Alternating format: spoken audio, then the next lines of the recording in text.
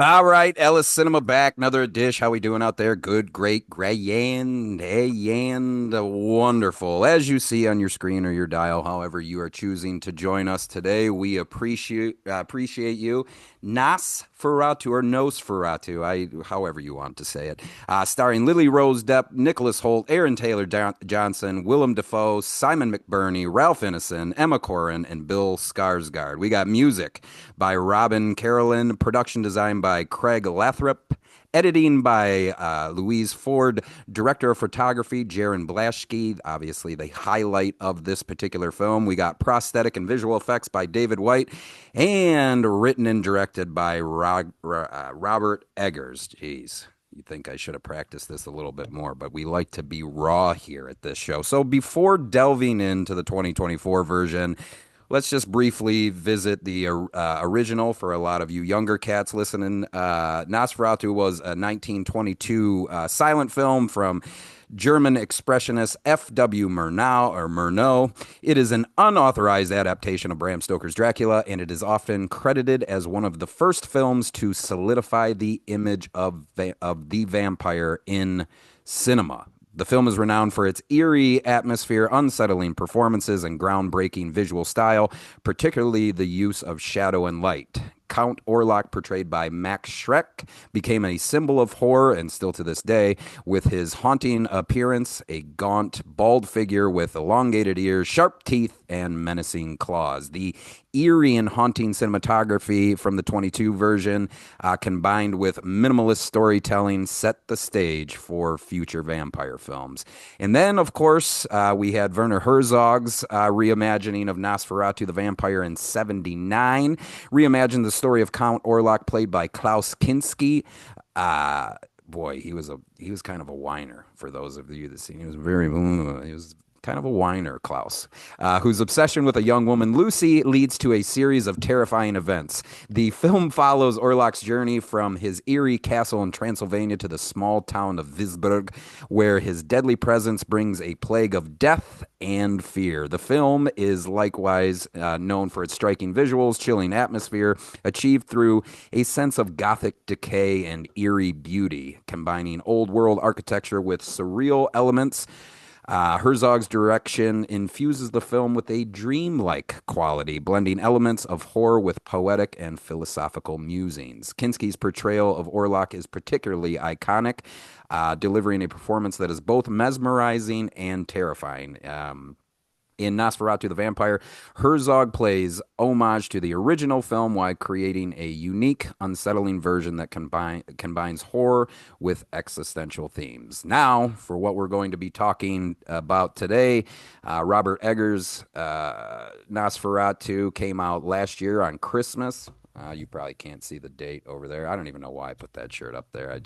I had bought the shirt for my lady, and I thought, oh, you know, what'd be cool is if you look like you're a dime store podcast and that you wedge it between movies. That's a great idea. I thought I'm an idiot. Anyway, Eggers is has also a haunting and visually compelling reimagine of F.W. Murnau's 1922 horror masterpiece.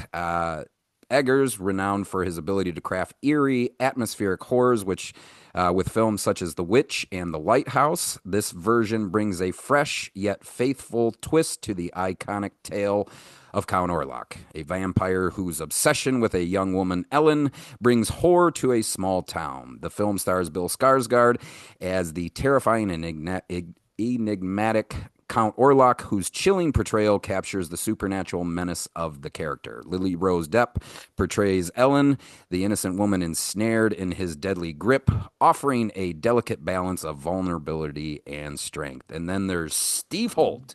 I don't like Nicholas Hoult. I don't know why, but so I always in my head refer to him as Steve Holt, which is silly.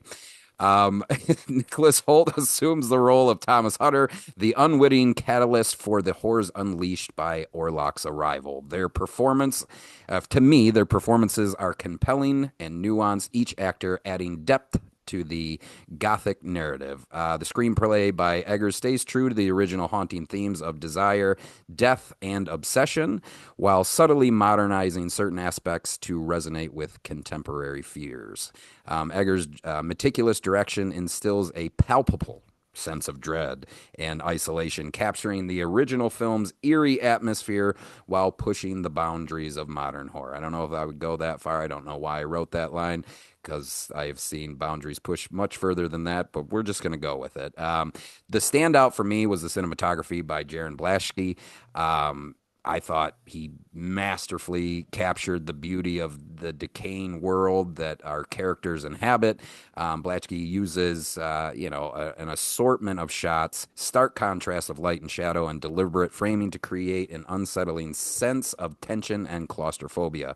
His work significantly enhances the film's gothic horror, adding layers of discomfort and dread to each scene. And let's not forget, I know one guest on this show, well, actually, what am I talking about? Both guests on this show knows my love for music and soundtracks. The music composed by Robin Carolyn plays a crucial role in elevating the film's unsettling atmosphere. The score is minimal yet deeply atmospheric, using haunting melodies and a little bit of subtle sound design here and there, creating that impending sense of doom.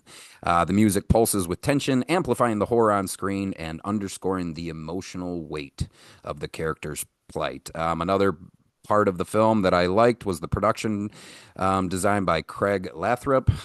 Both haunting and beautiful, gang. One of my favorite portions of this film was the atmosphere. He sets the stage for a world drenched in decay and darkness, captures gothic yet timeless. Um, uh, Captures a gothic yet timeless environment that blends period accurate detail with surreal elements. The crumbling castles, the fog filled streets. I love the use of the fog, both CG and practical. I thought it really worked in this film. And also the claustrophobic interiors that invoke a world caught between dream and nightmare, immersing the audience in a haunting and physical manifestation of the film's terror. The brilliance of Nosferatu, I don't, again, as I'm reading what I wrote, brilliance, I think we toss around brilliant and genius a little too much, but hey, I was in my zone writing, gang. It's a collaborative genius of the entire team. I think the my favorite portion of the film is everyone is clicking on all cylinders. The cast, the crew, we're leaving no stone unturned. I thought Egger's attention to detail cannot be understated. The music, haunting. The production design, the decay. It is in some regards a masterclass in horror filmmaking, and a testament to the immense talent that I just talked about. And I thought it was a really good retelling of a very, very old tale. So, holy shit, that was long winded. Joining me today are two guests that are no strangers to the show. Today on the show with his record setting, yeah, that's right, you heard it right, gang, his record setting 12th appearance on the show, Kyle Bruehl from the I Know Movies and You Don't podcast. No, just, and I thought, funny story for those of you listening for the first time, I actually heard Kyle, I had never met the man before. I'd never met the man. I had heard Kyle on a podcast from some other dude that I was following on Instagram. I'm a movie fanatic, gang. I put on the podcast. I listened to what this dude had to say. I reached out to him randomly and was like, "Hey, man, I do a movie podcast too. You want to come out on the show?" And he graciously agreed. And there's not too many people, especially around here, that can hang with me in terms of movie talk. And then I talked to Kyle and I realize I don't know movies. He knows movies and I don't. Kyle Bruehl, 12th appearance. Sir, how are you? 12 times, man. And I feel like it should have been more because Oh, you're right. I'm trash. You're right. we've talked about doing other movies, and we dip in and out about talking about like Deep Red or Abbott and Costello meet Frankenstein, but we dip in and out. But 12, it's an honor. It's If that's a record for your show, it's an honor. Thank you for having me. By a long shot. And then I thought to myself, we should bring someone who is no stranger to the dark and macabre. He's actually been on this show before. Also another just random, you reach out, you partner with people, and then before you know it, you're chatting with them, on a weekly basis, which I couldn't ask for anymore. This dude, he's going to be our resident guide into the darkness and the macabre. Singer-songwriter from the Lonesome Skeleton Band, the also the Sad Hour Band, and the recently deceased Picassos. Charles Urban, thank you so much, sir, for coming on the show today. Hey. Howdy. Good to be here, as always. Good, good. And I'm so sorry. This was probably supposed to happen. I don't know. At this point, it feels like 4 months ago that we were talking about trying to get this going. But there's a reason, gang, why I picked you because I had, in fact, Kyle sent me a funny text. I really enjoyed it because I think a lot of it stems from my love for Universal monsters, and I'm able to maybe I should say get into maybe using very old and tried and true tropes or even formats. And I had text Kyle and he's like, "Hey, you're having another guy on the show. You guys aren't going to gang up on me, are you? And just beat me up about, perhaps not liking Nosferatu." And I said, "Quite the contrary, sir. It kind of sounds like it is me versus you two. Not that I want to turn the show into that, but I guess just if we're to start, how do we before we get into Nosferatu as a whole, Charles, I'll start with you. How do we feel about vampire lore in general? Are we in? Are we bored by it? How do you feel about vampire lore? Time is an abyss as profound as 1,000 nights. Now that you mention it, I'm an old school. I like grew up with the classics as well as the pivotal Nosferatu. Indeed, as far back as I can remember, I was reading of him in all the different books and such. So much so that when they did the bit in the original SpongeBob run, I saw him and was like, "Oh my God, it's my friend. It's my buddy Nosferatu." This and like SpongeBob had 1,000 more cred in my book at that point. But like I'm coming to terms with the fact that like conferring with other people, they didn't know that he was a guy. Like they didn't know of Nosferatu prior to the SpongeBob bit. And I'm affirmed in the fact that I get to see my friend Nosferatu in SpongeBob. Anyway, Oh, I love that story. yeah, So I'm a you're in. fan, You're to in. say the least. Yeah. Kyle, what about you?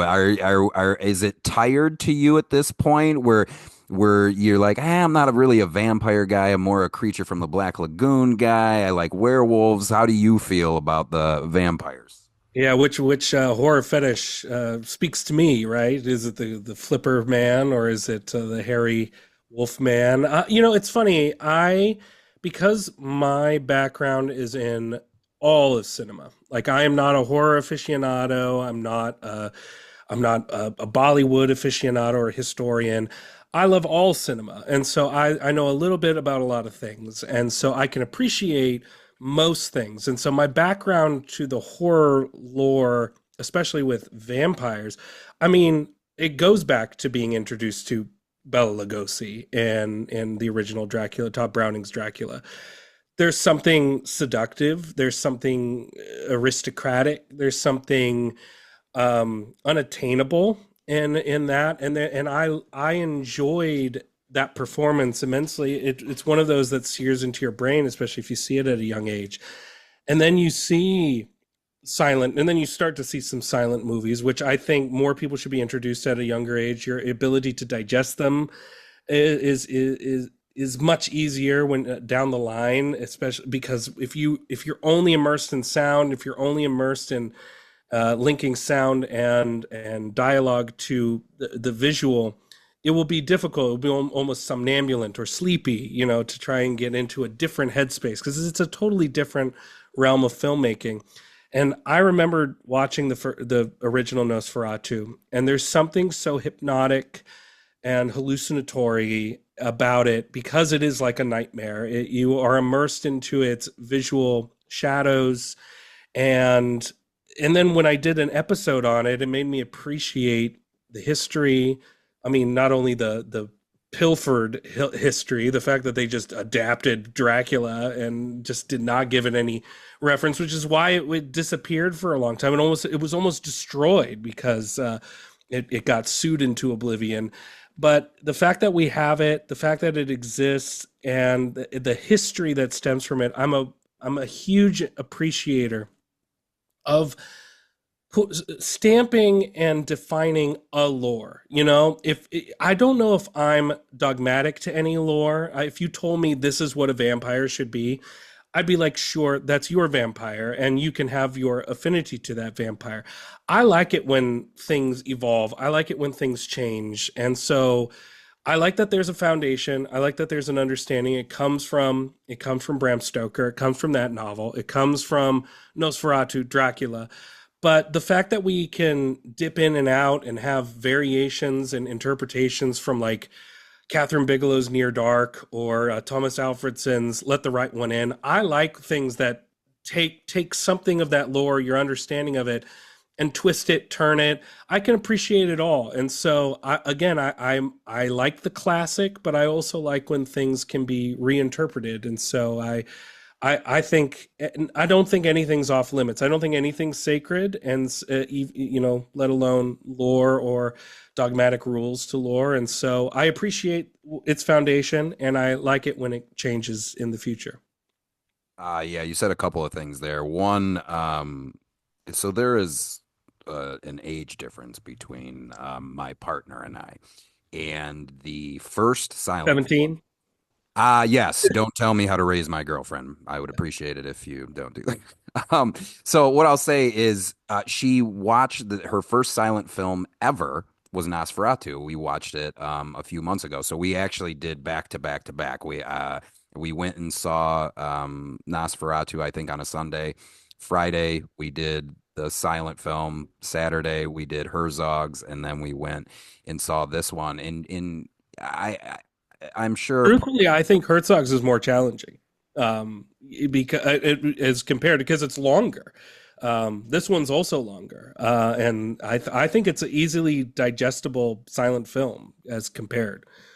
Yeah, she was just saying. So it took her a minute. What she was saying is just like, the first 25 minutes was kind of brutal for me because I'm not used to something like this. Like even as something as primitive as, well, their mouths are moving, but I'm getting two sentences of text on the screen, and there was an adjustment period. But long term, she ended up loving it. You said another thing there, and I'm just gonna, this is what we do. We kind of spitball. You mentioned actually my favorite vampire film as you were talking. So let's kind of roundtable. I can go first. My favorite vampire film, though I really do enjoy this one. It's Let the Right One In. Obviously, the Swedish version, not the one with Chloe, what's her face, but I Let the Right One In.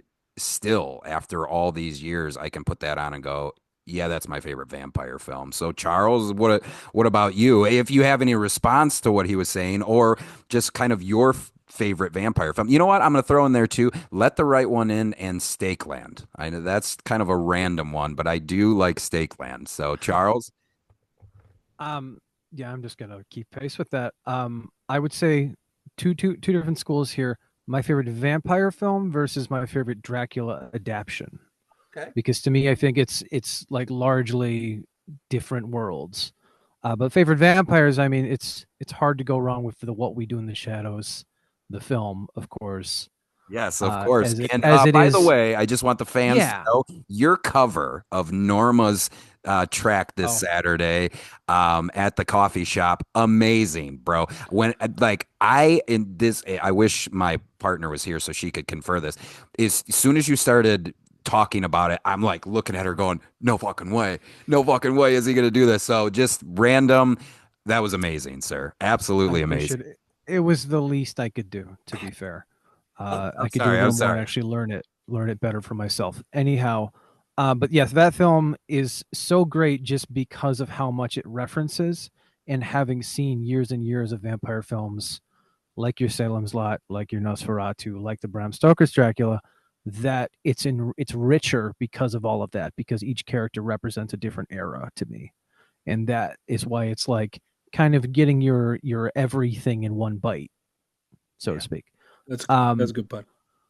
and then yeah, and I would then put Bram Stoker's Dracula kind of head and shoulders above like any other Dracula adaptation, if only because it's so ghastly and arrogant and disgustingly just a feast of visuals, and like you've got a wealth of talented actors regardless of bloody wolves chasing me for some blue inferno, and I'll take that over Budapest. even the worst of them,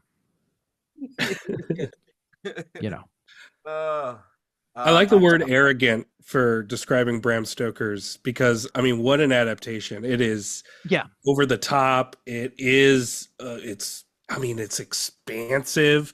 It is the movie that comes up in my mind when we talk about Dracula adaptations because Mm-hmm. I do think it is the one that uh, Eggers is sitting in kind of a shadow of. And Yep. that's a big problem. I think Shadow also of that vampire.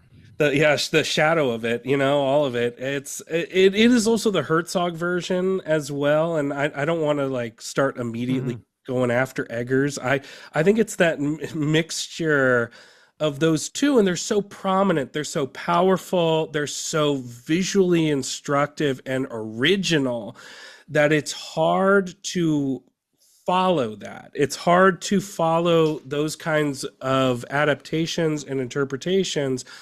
And I don't mean to keep shifting the dialogue, Sean. I know it's a hang, but yeah, I mean the fact that the Bram Stoker, I think it is a monumental adaptation, even when it has these flaws. And again, I think flaws can enhance a movie. I this idea that there's some pitch perfect gloss of a movie without anything, without accidents on set and without reinterpretations as things are going on. That's the living, breathing entity of a film, and what we get in Bram Stoker's Francis Ford Coppola's ego and his ambition. It is a truly monumental adaptation, and it's about that idea of seduction. It's about that idea of the gothic, and it's aristocratic oppression, that it's a changing world and what they're going to do to hold on to it and its power, and how everyone is caught in that changing world. I mean, that's what that movie is ultimately about. And I think when you do a movie, when you strive to do an adaptation and strive to tell that story, you want to have a purpose in telling that story. And I think Herzog had a purpose. He wanted to inverse. He wanted to inverse the characters. One was coming at the other, and obviously Eggers applies that same inversion into his adaptation. And then you have Francis Ford Coppola, who takes it into its kind of epic period piece uh, impact. And I think those versions have such import and they have such vision that it's hard to watch something like Eggers' version and go, oh, I see the reference. I see your influences. I see your Wuthering Heights. I see your Nosferatu. I see all that has gone into the work, but I don't feel it. I don't feel it as compared to these other works. I think that they had vision, they had purpose, and Eggers, he clearly was very moved by the original. He was clearly very influenced by silent filming. I mean, most of his movies, like The Witch, is taken from like other silent films, like Hoxton, and you have The Lighthouse. There's a French movie in 1927 called The Lighthouse Keepers or something like that. He's very immersed in silent film, and I can appreciate that. But where those other two differ is that he had a purpose in retelling his version of those things, while this one seems superficial. And I think that that's going to be a key difference in assessing the works. Okay, okay. So something that you had said in there, and I've actually been pondering this a lot lately. Do you think that maybe when we receive stuff like this, and Charles, maybe you're in this same boat, I feel like I'm getting to the point where I have seen so much stuff that the work is actually I'm doing a disservice to the work because of that. So this is a true story. I was just talking about this a week ago. I've often considered lately maybe taking like 3 months off of watching movies in general and just whatever, just get into music and read a little bit more because I found myself kind of going, man, I feel like if I didn't watch 22 movies this week, this one might have hit a little bit harder. Do you think that that is a possibility when you're sitting down and watching something like this? Like we are so aware of Dracula vampire lore at this point, especially like for, Charles and I who almost, push ourselves to seek more horror stuff that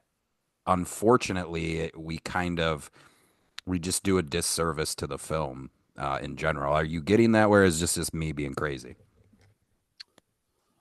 I can feel that absolutely. I think that the first time saw the film, which was the week of Christmas, but when it released, there's a whole backstory to the marketing, and I'd love to talk about that a little bit about how that influenced my viewing of the film.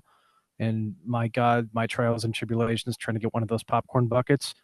We could get there, but um, Did you end up buying that casket for $22,000 on NBC's website? Did you buy that or no? yeah, they only had the one, so sold out before I could get my little mitts on it. But um, by and large, I think that being so familiar with the story, there was an expectation. And before we kind of get to final summations, if at all, that's probably my biggest hiccup with it, of how familiar I am with it. And that it wasn't exactly doing the things that I expected a Nosferatu by name adaptation to be doing. Or maybe it did a little too much. Okay. All right. I that's a really good point, and actually, it's in reference to maybe Sean, because Sean, in your opening, and I don't want to take anything away from anyone's experience, and I'm not here to convince Sean that it's a bad movie because I don't think I it's a want bad. you to. I want you both to be like, you guys, Sean, you watched the wrong fucking thing. You're wrong. I mean, I've definitely walked out of that theater feeling very disappointed, and it was a little bit shocking to me how disappointed I was, and I had to kind of come to terms. I was like, what exactly was it? Something? Was it me? Was I in a bad mental space? And I was asking these questions because I think anyone should, like, who is a mature moviegoer, should ask a variety of questions about their experience. But in your opening, you prefaced a lot of things about its visual qualities, which I cannot rob Eggers nor his production design team, nor Jarin Blaschke's cinematography, who's an excellent cinematographer, from the richness that they're able to provide, the seriousness and the melancholy and the oh, what's the right word for it, the haunting elements of the score that you brought up. You brought up all these things that I cannot necessarily disagree with, that in assessing the totality of Nosferatu, and especially Eggers' version. For me, it was, and it's this too much. And that's what led me to really like think about it. It took me a little while to think about, oh, it is so much of an adaptation of Bram Stoker's that it doesn't allow itself anything into the space other than its sense of adaptation, other than its sense of retelling this story beat for beat, character to character. And it almost felt inert because of that. It almost felt suffocated by its sense of influence. It felt suffocated by its sense of drama and horror, and to the point where, in my experience, it was so self-serious it inverted into parody, which was a very weird experience for me because I wanted to laugh. Like in elements in scenes that I see, and I'm in this film community, in social media, and people share often, memes and experiences. Lily Rose Depp, I'm not going to take away from the performance and her dedication, but when she's like ripping the thing, there's such an overbearing sense of melodrama to it that I found it silly, and I was questioning, am I supposed to? Is it supposed to be silly? Is it supposed to be parody? And then oftentimes he'd undercut that feeling by having an over sense of horror and a declaration of that horror. And I'm like, oh, he's not making fun of this. It's just so self-serious of an adaptation that he's not allowing any light, he's not allowing any humanity, and he's not allowing any realm for his own interpretation of it. And I felt that was what was very striking about my experience, because I think all the things that you tapped into and are recognizing as strengths kind of worked in a disfavor for me. They were almost so good in a vein of its melodrama and horror that it kind of arched back into a kind of silliness to me.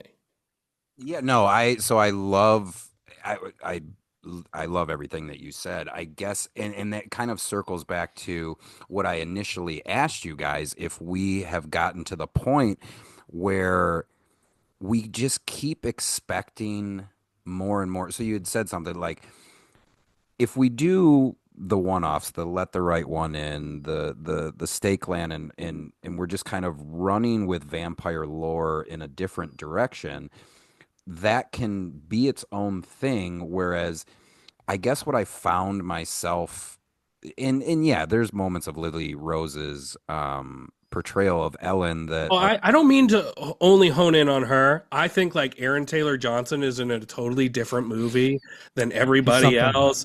We I love him. think Willem Dafoe is on another planet. Like he's the one having the most fun in the world. Mhm.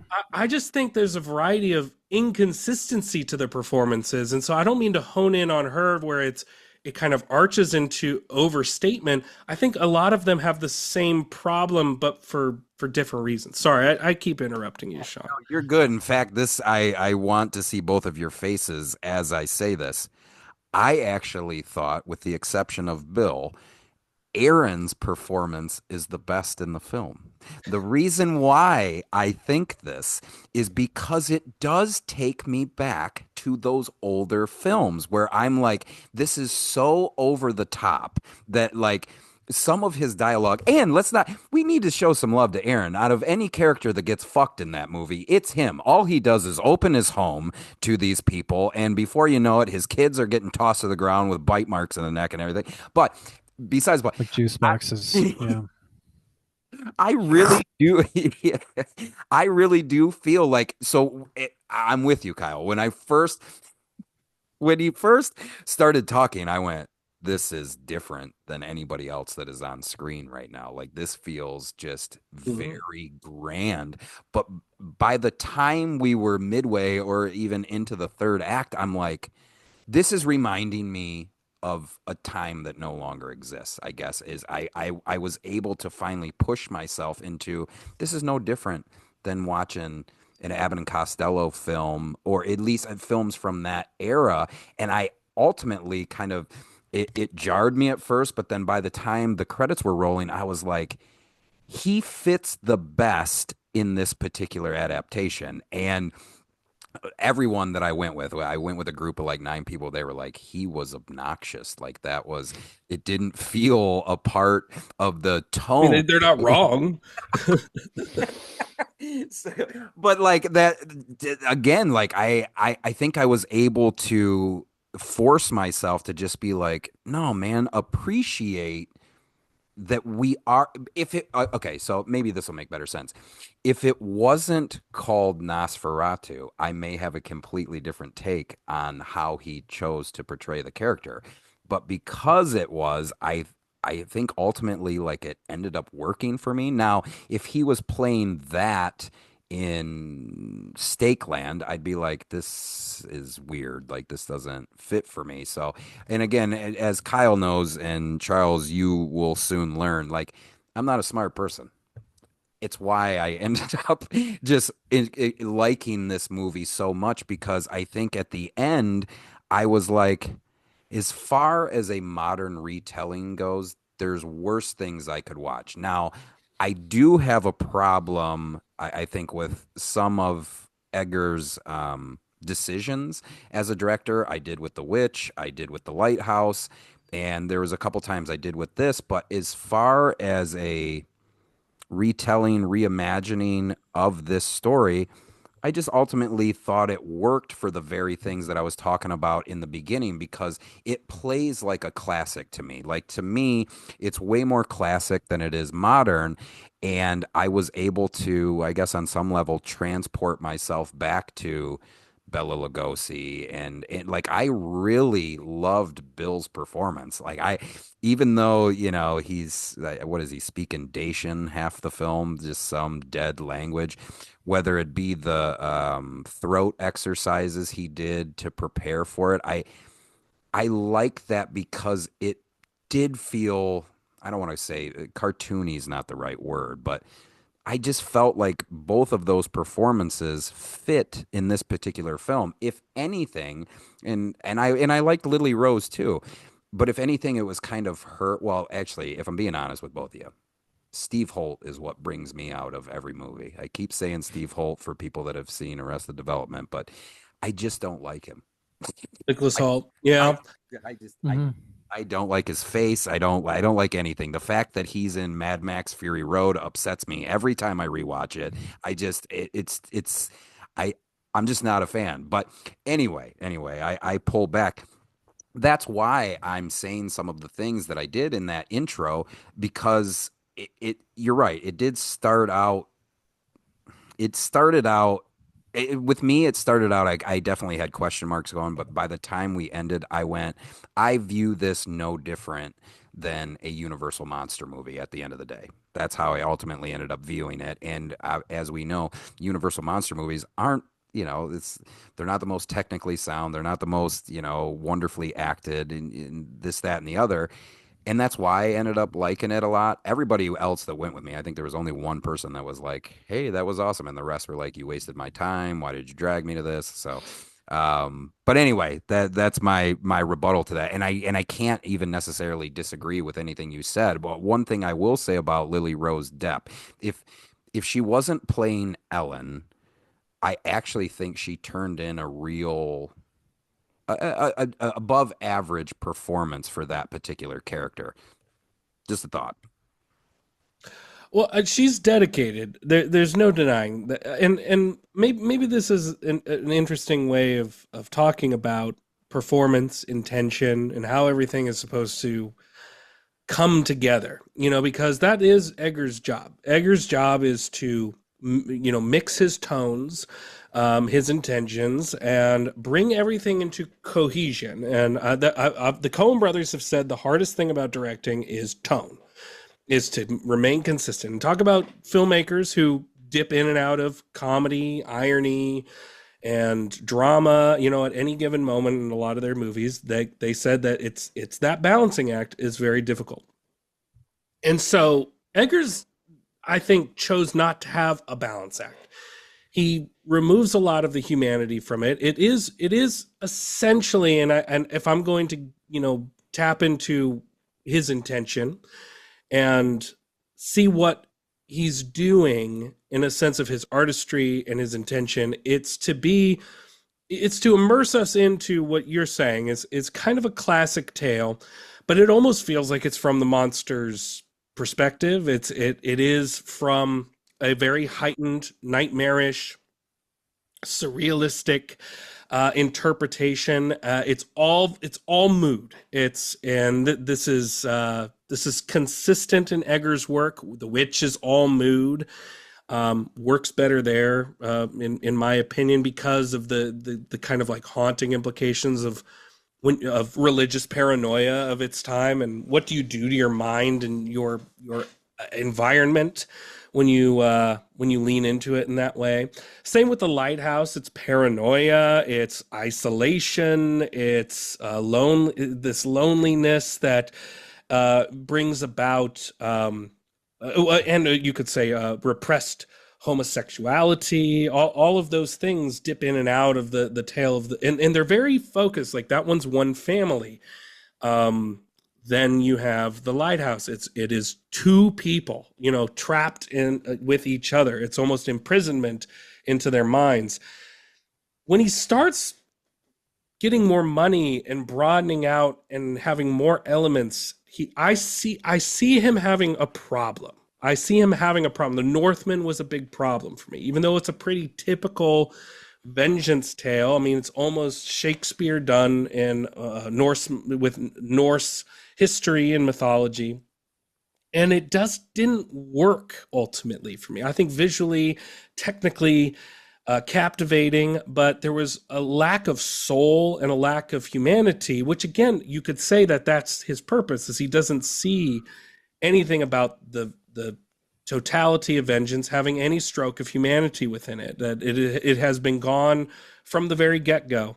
And the same thing with Nosferatu. It's a classic vampire movie, but it's done monstrously. It's done purely in its nightmare vision, and I don't know if it really coalesces. I see the intention of performance from like Aaron Taylor Johnson. He's the stuffy, arrogant, old school, traditional. He is part of the old world and or the new old money. In as Nosferatu, the monster, is what we're trying to leave behind.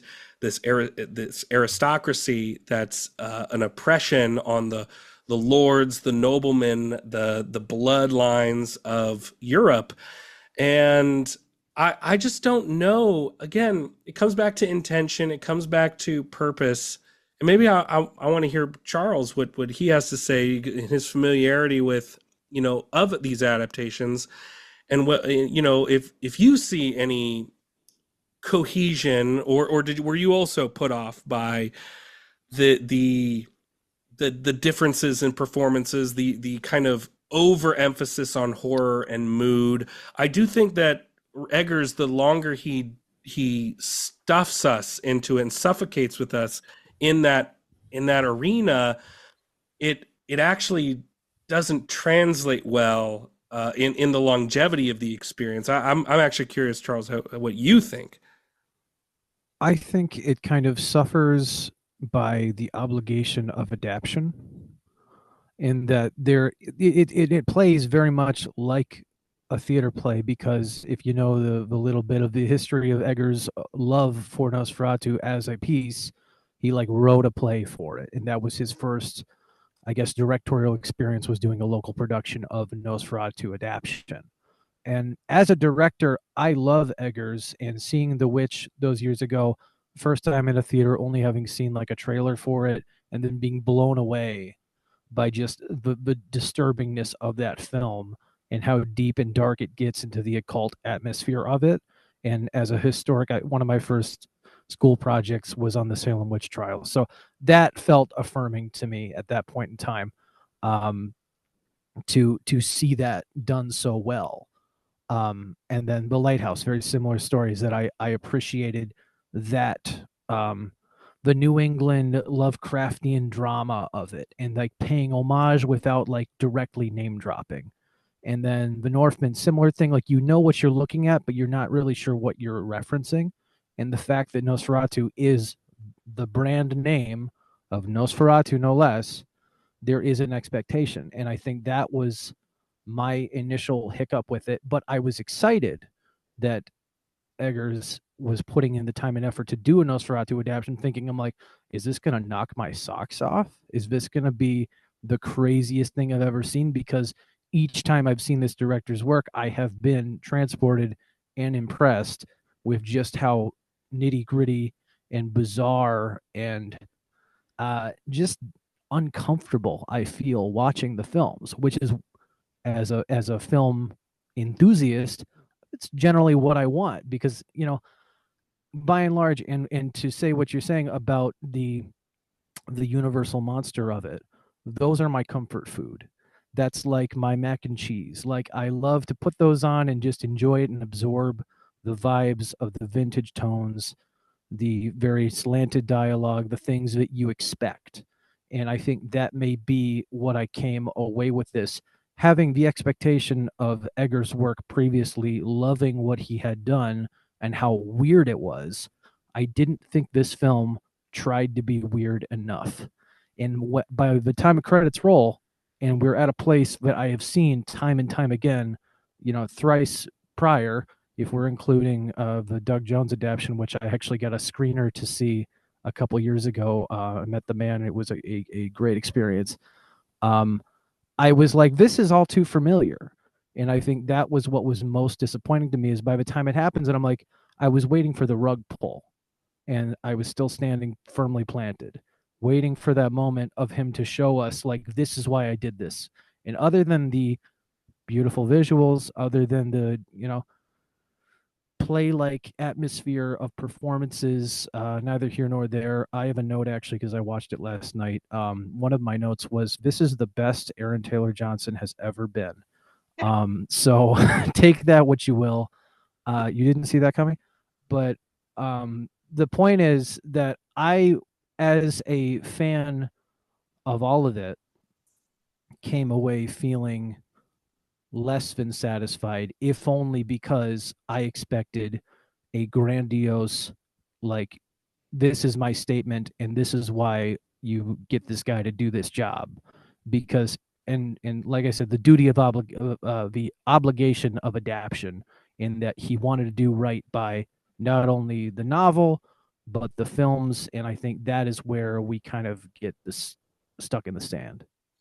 Well, and then I guess to throw it to you, Sean, and I don't know why I've turned myself into your host. I Um, love it, to be honest with you. That's what we do here. I'm curious because do you think you enjoyed it? And don't talk down about yourself being not intelligent. What it is did you find yourself just being willing to go along this journey even though it was familiar to the other ones? Yeah, so I guess when I sit down and watch stuff like this, my expectations are always pretty low, at least in terms of like, am I going to see a new ideology or philosophy introduced to me that's going to change the way I think? Like when you and I did the I don't know how this is happening right now, but I guess I'm mentioning South Park. But when you and I were talking about South Park the movie, I know that Trey and Matt are probably going to change the way I think with comedy. For whatever reason, I can go into these movies and what I expect is a very formulaic delivery of something. I just get to see an updated version of it. And I Oh, think, that's interesting. I want to follow up with a question because I think this is crucial to maybe somebody's or our particular enjoyments of this. With Robert Eggers, I go into it with at least prior to this and going into Nosferatu, I have expectation, and it's because of what he had delivered prior. And I don't think what he delivers often is formulaic. In fact, he invests so much detail and time and research into these time periods, especially the witch, especially the lighthouse, that whether he takes influence from a lot of these other silent era films, I see a lot of his investment into them. The fact that Blaschke's cinematography was like 4:3 and black and white and was capturing what photography was like at that time, like those decisions to me are fascinating for a filmmaker, and that's why when The Northman was coming out, I was deeply excited about how he was going to interpret, this classic mode of vengeance mythology and how it instructs a society, how it instructs the lore instructs a society. And I found myself wanting in that film, in the same way that I found myself wanting in Nosferatu, that the larger his ambitions get and the more studio involvement and expectation, based off of what is going to be the earnings of his particular movies, It feels as though he has been able to leave behind that same dedication, that same investment that he put into his earlier works. And that's what was disappointing to me. Is like you're talking about it as though it's formulaic. And sure, I think if you compare it to most formula driven horror that comes out every year, whether it's in the theaters, whether it's VOD, we get a plethora of horror. If we compare it to a lot of those things, I would be in agreement with you, Sean. It sits above and beyond a lot of it because of its visual texture, because of its production design, because of its uh, acting, and its the credibility behind a lot of it. But because it's Eggers, and I want to believe in him as an auteur and a visionary, this severely let me down. I think it let down Charles in the same way, and I think it's this difference of how we approached our mental approach in going into the film. I just don't think it lives up to an Eggers capability in all of it. In fact, even in the production design elements and getting us into that time period. Again, I see it, but I don't feel it. It was a distinct difference between my experiences with like The Witch and The Lighthouse. Yeah, I mean, I would agree with that. I at least with The Witch, just again, I'm always talking like I'm shot out of a cannon. But did you guys ever see Hagazutsa? Kyle, you? It's a German. That I Is it have that? not. Either of you? No. Okay, Charles. No.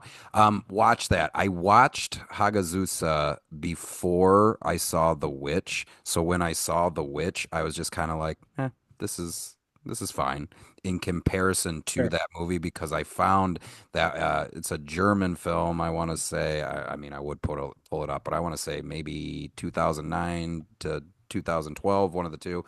Um, and I ultimately, because I saw that first, I just thought The Witch was fine. I mean, I think it's a very well done film. Um, so in terms of expectations, I do want to go back a little bit. Do you think the fact, and I know that Kyle knows this about me, Charles, I don't think you do.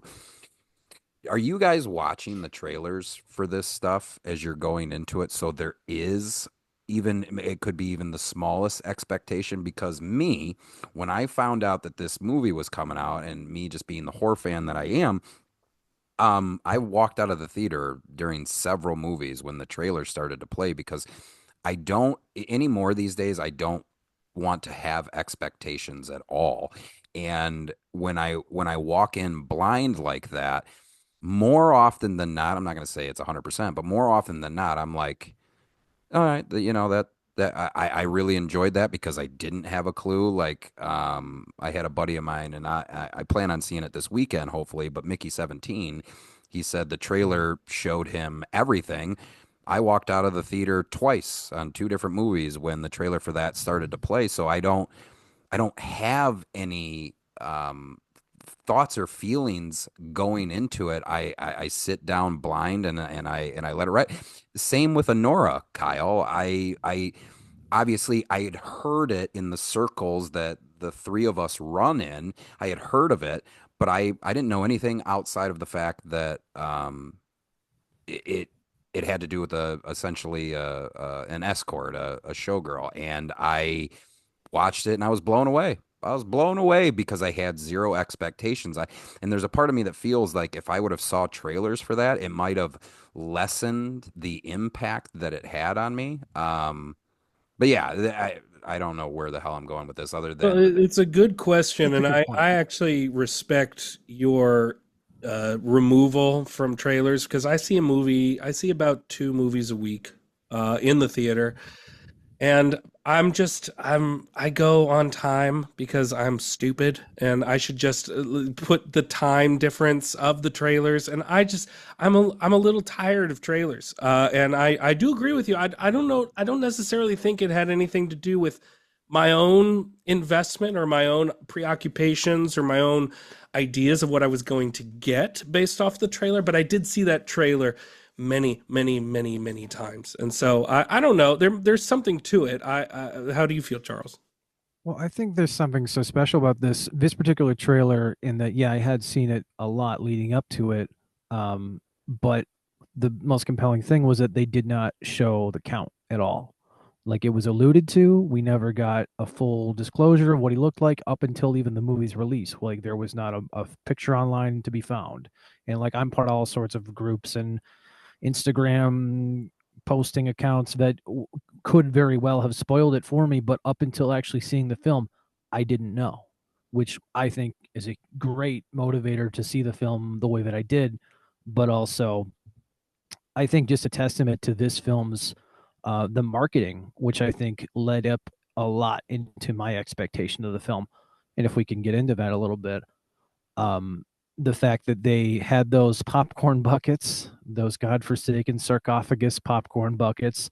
I don't know if either of you got your hands on one, but I was scoping those out weeks in advance because I knew that they would make some excellent Christmas gifts or vessels for them. So I was calling theaters the week of. I was making sure that, like, hey, are you going to get these in? And they either have no idea what I'm talking about, or they're like, yeah, we can't sell them until the first showing on that Thursday or some nonsense. So I'm going there the day before, trying to scope one out, and then finally, if I can say, I finally got my hands on one because they had a 9 o'clock showing, and I got there at like 6, and they're like, yeah, and I wasn't going to see it that day. So they're like, yeah, we can't sell it until the 9 o'clock showing. So you can come back. And I'm like, but it's right there. Could you just sell it to me? And then, the first person says no. And then I'm like, is there a manager around? So I waited until and they did, in fact, sell me one. And then I proceeded to travel to another theater and do the same shtick. So I ended up with 3. Oh, Congratulations. three of them. That was my evil little plan. So I'm walking out of a theater, and they include the popcorn, but you don't have to put it in them. So I'm walking out with 2 of those and 2 large popcorns, feeling like a champion for my evil scheme. But that alone was like a hyping like machine, because you saw those posts online, you saw people talking about it, you saw some theaters get the actual life-size coffins, and that to me is like so compelling because that's what I live for. The movie tie-in, no less, and especially brings me back to um, growing up when they had the Burger King kids meals with the Universal monsters and stuff, like the Nabisco cookies. That's my speed. That's the thing that keeps me alive. Um, the fact that I was able to go to that theater the day that I saw it and could get mozzarella sticks in a little sarcophagus, like, can you do better than that? I don't see any other You picture certainly trying to cannot, pull that. sir. That's what I'm saying, is like, that is what like keeps me motivated. And I think all of that, in like, it was a very interesting period of time leading up to all of that anyway for me, but this was like my candle in the dark of like, at least I get to see this gothic retelling by one of my favorite modern directors of a story that I should know so well, but maybe he's going to show me something different. And I really may have hyped myself up. So I'm a good example of somebody that maybe fed into the hype a little too much. That's fair. And And then there's also people who get hyped up and then they tell themselves, because they've hyped themselves up, that it was good and that it can't possibly have been bad. There are different mindsets to this all. I do like to think that I'm a very pragmatic, reasonable person and that I am not swayed. Because I'll go into almost anything with expectation. Even with just a synopsis. Who's directing it, who's in it. It already gives you expectation. If you're a knowledgeable cinephile, if you're a knowledgeable moviegoer, and so I don't know. I've been waiting for Havoc for 4 years now. You're getting it. I'm You're getting it. April finally 25th. getting. Oh my gosh, I've been waiting so long, bro. Yeah, it's finally coming. Yeah, it's just, and will it live up to that expectation, Sean? Or are you gonna watch? Yeah, but maybe you'll have a good time. It's all a balance. And I think Nosferatu let me down in similar ways, and it's because I wanted a retelling that had purpose, and it comes back to, and I've reiterated the point. I think Herzog had purpose. You know, he saw that he was inspired by the original and wanted to invert things about it and its assumptions. Egger, and then you have Francis Ford Coppola and wants to take it into its fullness. It's the fullness of what that story and its implications, its history, its time are meant to convey. And then you have Eggers, who puts on a gloss and a sheen and tells the same inversion as Herzog, you know, hits the same thematic notes as Coppola. And for me, I was like, okay, that's fair. And I didn't walk out going, that was garbage, 1 star on Letterboxd. I hate those people.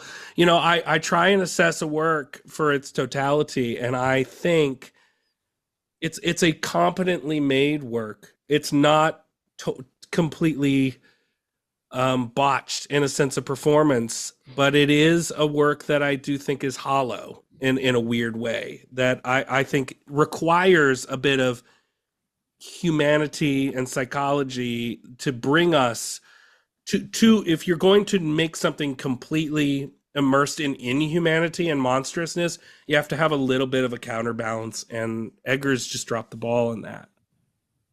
You know, that like it's funny you say hollow. Like I obviously I didn't walk out feeling like this.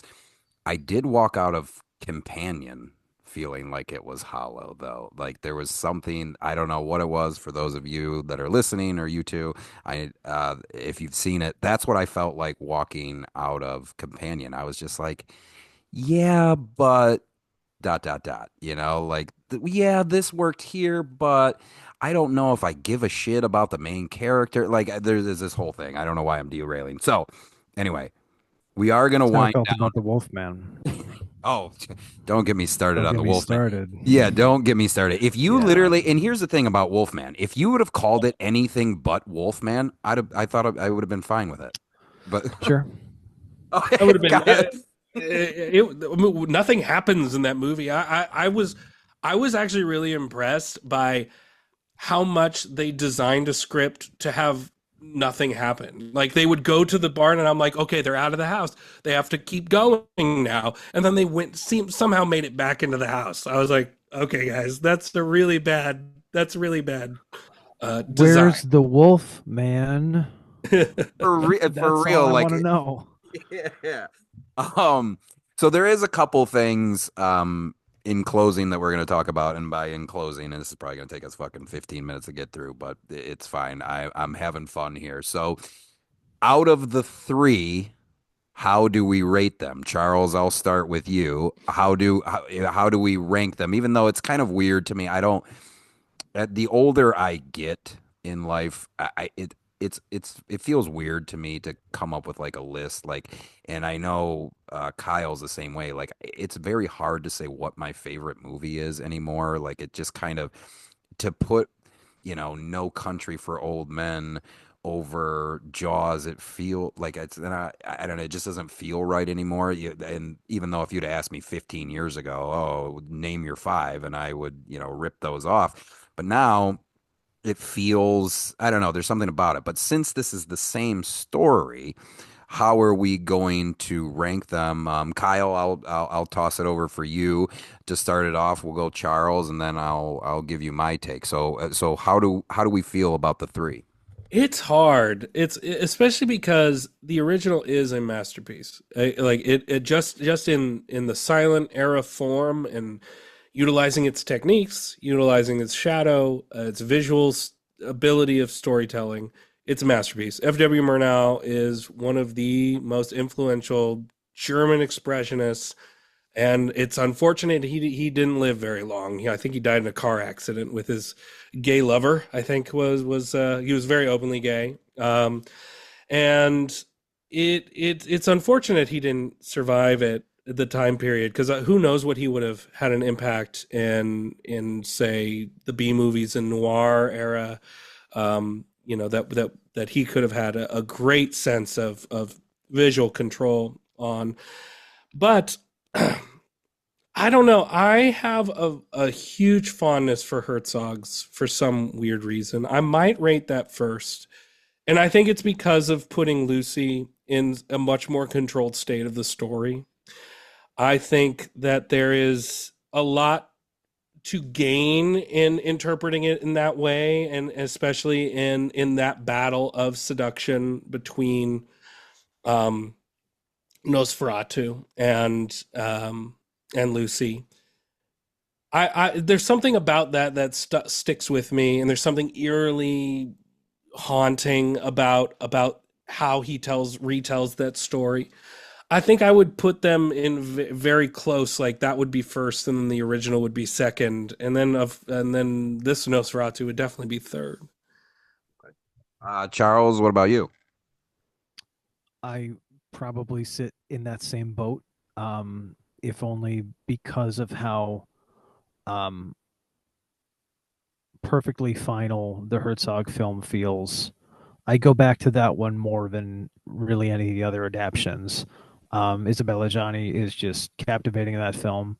I love the opening imagery, the slow motion of the bat, all the things that he just like kind of zeroes in on, and then you kind of get this weird descent into it.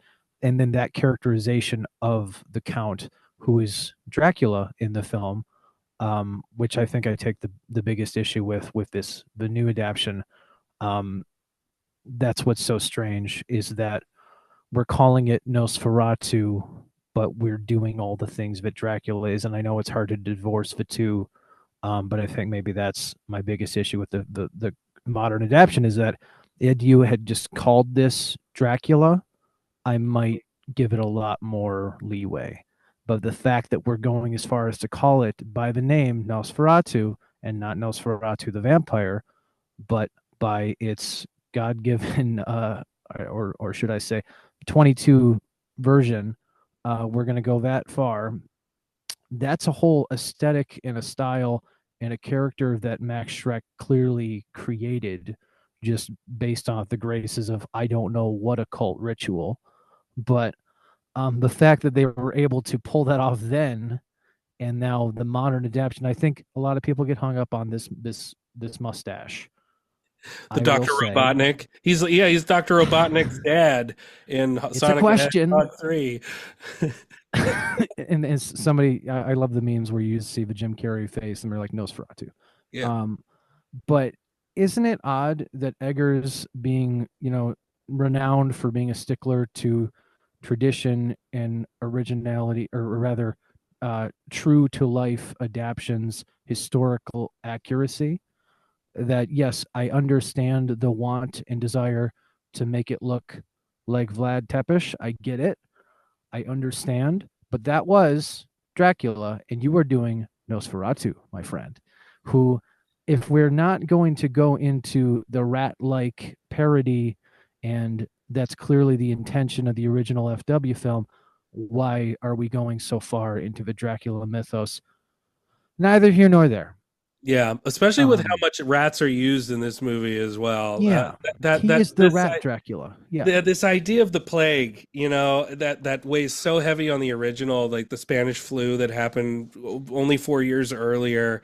It's such a dominant thematic device and visual motif, and they use it, they copy it, but it's not followed through here. And so the question being that, and endless praise to the FW Murnau film, um but yeah, I would call it the Herzog, the Murnau, and now the Eggers, in my three.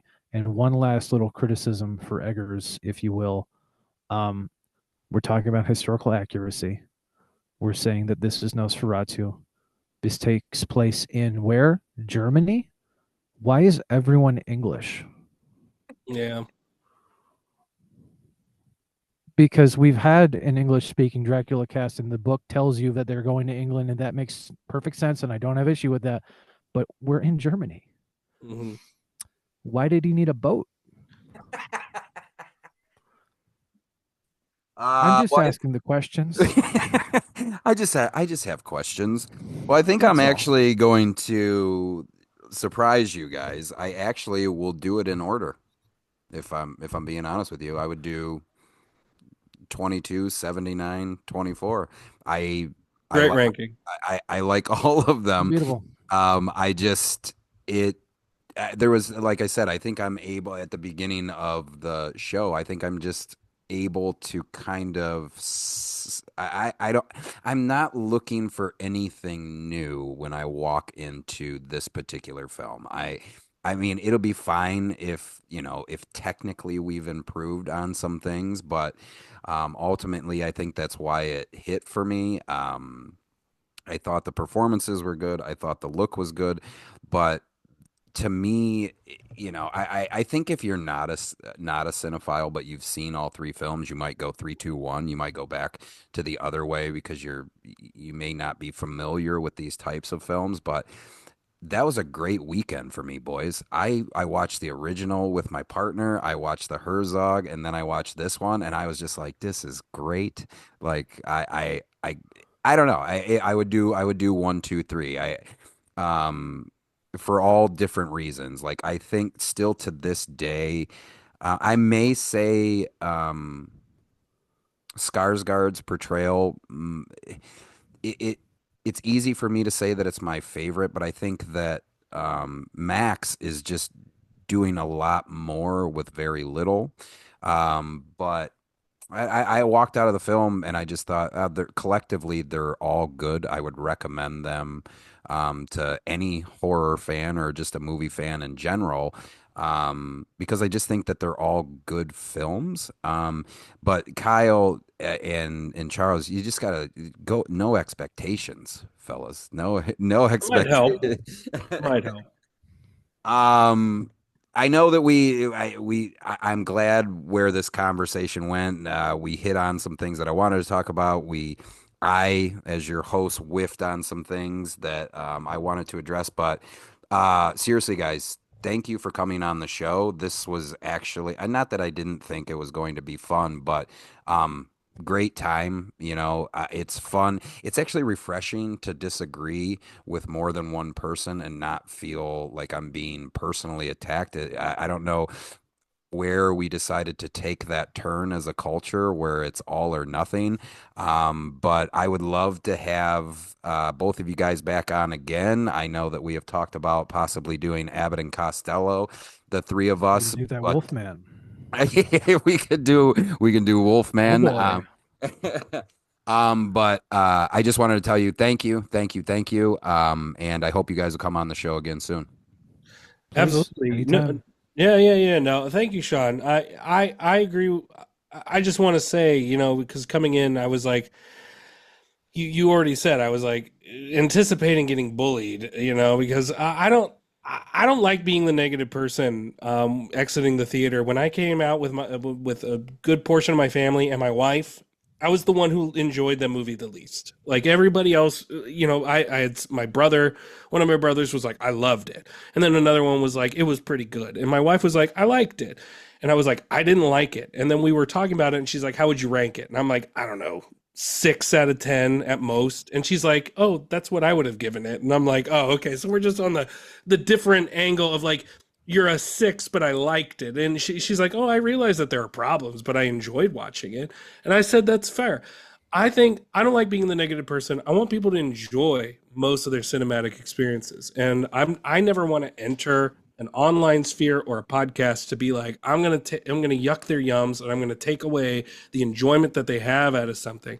I will express what I liked or disliked about something, and I'm going to be honest, but I'm not going to be insulting. I think that that's a very key element because we all come to it, and I think we all expressed it personally here today.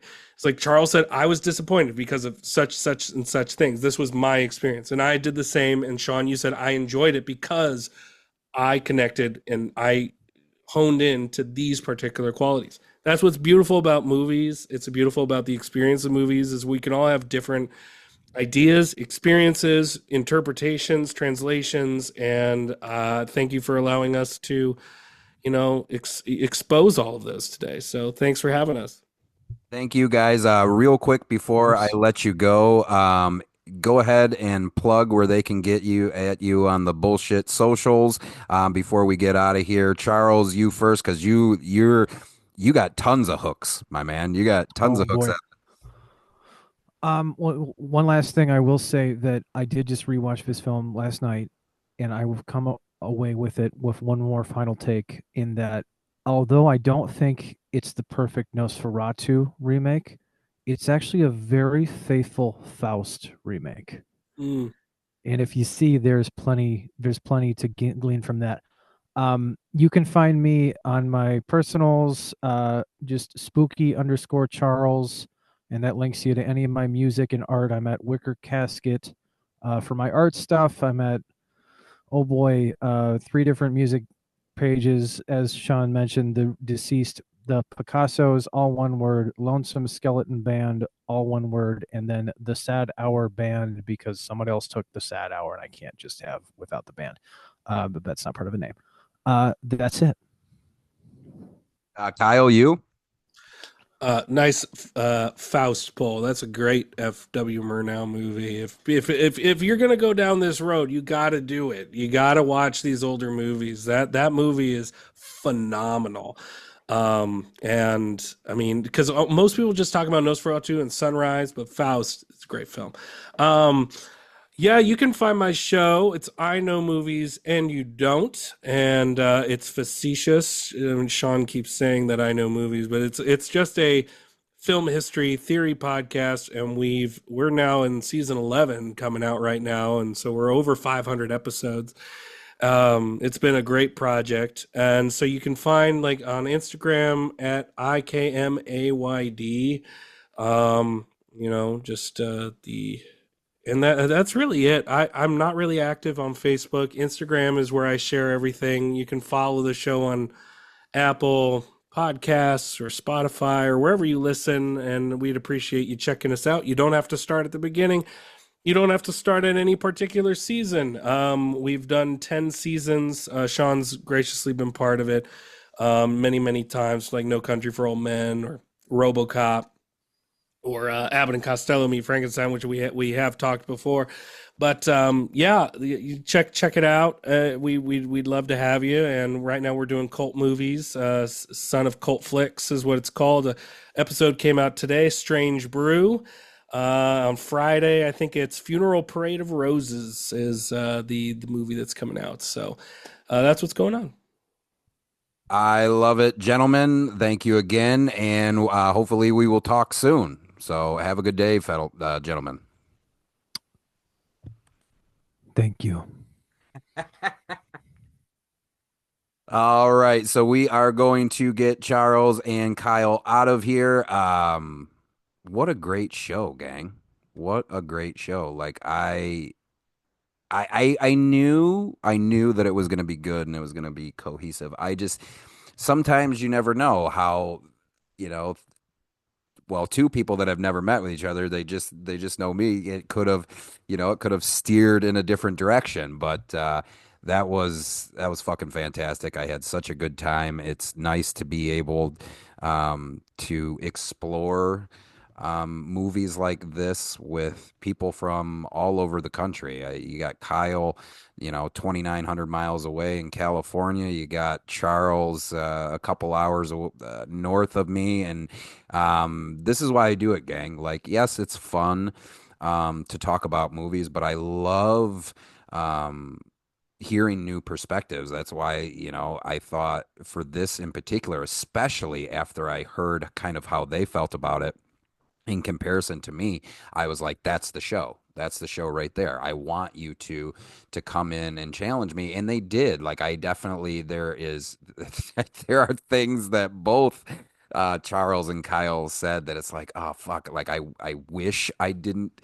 There was a brief moment where Charles and Kyle were talking. I'm like, oh man, I hate having my perspective changed if in the moment I'm not willing to do it, but ultimately I end up loving it because I'm just like, you know what, that's a great way to look at that particular scene or the tone of the film. So thank you again to both of them for coming on. Well, gang, it's it's it's been a while since I've been on. We'll try to keep, the consistency going, but it's just so much better to talk with other people. So Ellis Cinema, Nosferatu, Kyle Bruehl, Charles Urban, I Know Movies and You Don't, Lonesome Skeleton Band, The Sad Hour Band, Ellis Cinema, we gone.